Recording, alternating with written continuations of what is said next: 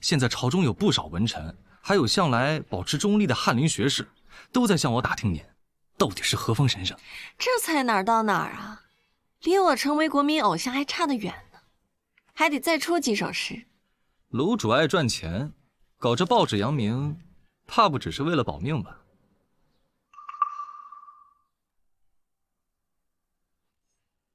想知道？您就看在元昭为您鞍前马后的份上，就告诉我呗。那就继续卖《旺世报》。现在火候还不到，还得再铺垫铺垫，时机成熟了，你自然就知道。哦，楼主，我们东南西北4家报坊全被司察院查抄了，印刷的雕版还有报纸全被没收了。都捣毁了吗？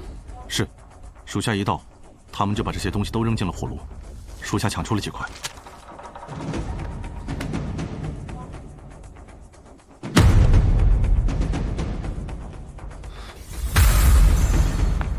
有这物件，1天之内他印几千份文书，易如反掌。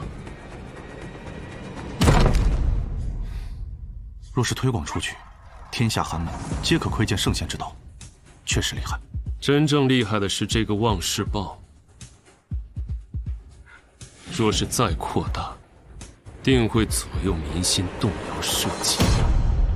郑元赫，我要弄死他！老二，楼主，发请柬给全京城的文臣雅士才子佳人，就说本楼主要在二皇子府以诗会友。是。我本来想慢慢来，非逼我炸场子。狗东西越是要侮我就越要让楼主之名响彻云霄。婆婆，这都是李青青诬陷我。你养我吃喝，接受我入府，慕言怎么可能会害你啊？你还想嫁祸给青青？那撞人的都已经承认了。您都听到了，那男子是李青青店里的掌柜，定是与他一同演戏，想破坏我与您的关系啊！是啊，娘，您真错怪他了。他出门是正好帮我购置东西，遇到您就是偶然。那李青青一直不在府里，他才有时间去想这些计策吗？胡扯！青青什么秉性，我们比你知道清楚得多。睁开你的眼睛看看吧，自从这个女人进入我们潘府，惹出了多少麻烦。她现在要害你娘，你还这么向着她？误会了，爹娘，你们真的误会她了。误会什么？看看报纸，现在外面的人怎么议论咱们家的？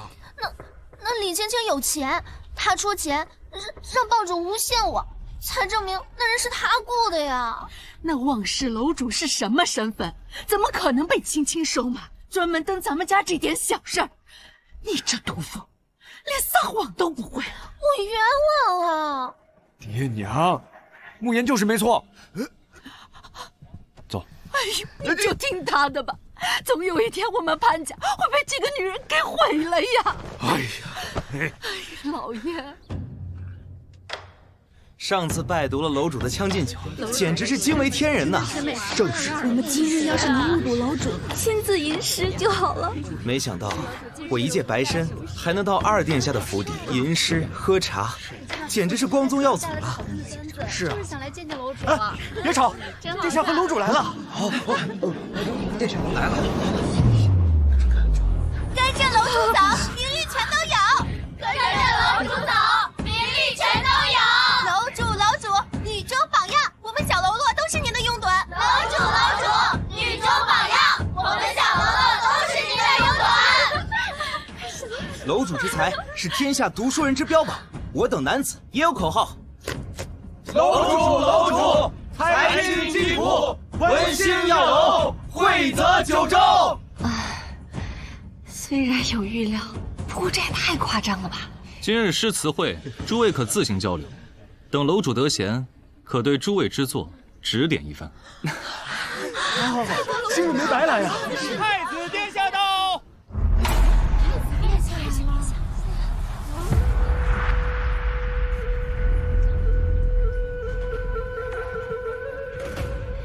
这阴货烧了我豹房，搞得我现在做个报纸都得躲躲藏藏的。今天来又想干什么？见过太子殿下。皇兄，今日来我府里，可是有事？你们不是在这儿办诗词会吗？姑也想来看一看。二弟这事不欢迎姑。太子殿下可是大雍第一才子，二殿下可是怕太子抢了您的风头。皇兄，哪儿的话？皇兄能为我诗词会站台，我跟楼主感激不尽。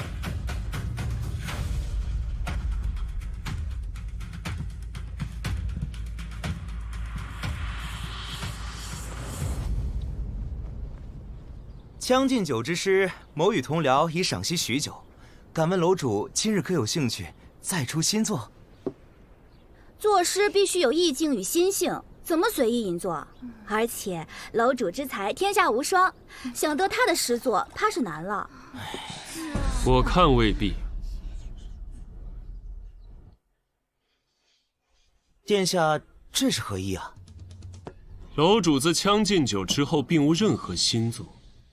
再不出佳作，怕是天下才子会认为楼主才思枯竭，甚至先前所作之诗，亦有剽窃他人之嫌。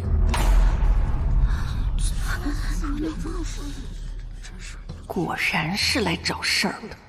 楼主的诗虽名扬天下，可从未有人亲眼见过他作诗。我们楼主就是天下无双。小喽啰们都支持你，对，都支持你。口说无凭，这报纸是你望诗楼所办，选出来的诗也是望诗楼的，何谈公正之言呢？哼！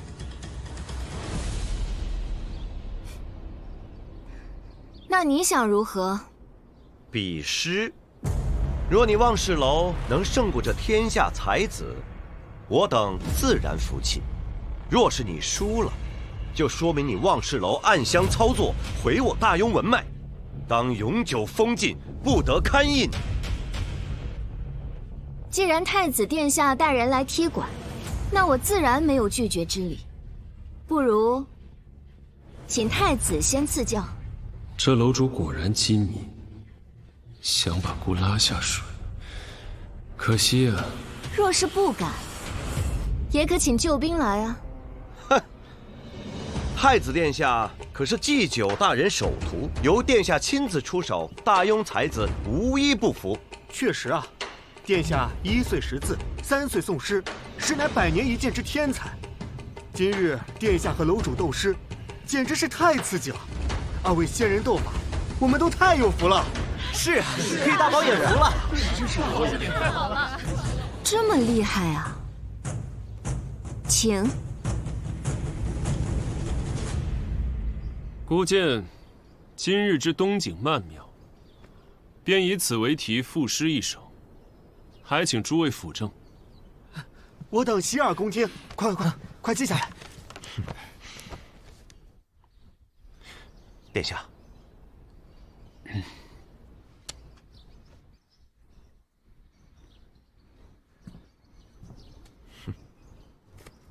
残雪凄美影，寒风掠鬓丝。